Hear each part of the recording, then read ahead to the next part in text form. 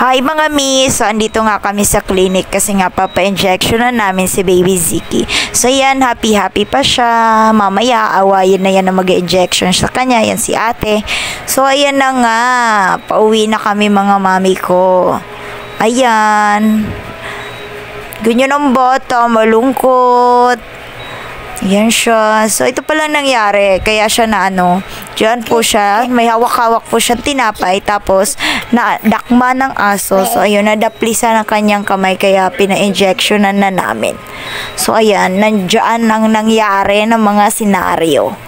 So, ayan. So far, okay naman na. Hello guys! So, ayan, kakauwi lang ng baby Ziki. Ayan, nagpa-vaccine po yan mga langga po. Kasi nga, ayan, i-insert ko na lang yung video dito. Naglalaro kasi kami nun sa court. Tapos may hawak-hawak siyang, tinapay. Tapos biglang ng aso sa kanya. Hindi naman siya na, nagkaroon ng sugat. Pero parang may mark kasi. So, kailangan pa rin daw pa-vaksinan. So, ayun. Ayan, graduate na yan. Kasi naka-4 na session po siya. So, yun, nakakainis lang. Nakakainis. Nakakasad lang kasi, di ba, ang bilis ng mga pangyayari. So, yun. Please don't forget to like, share, and subscribe. Bye!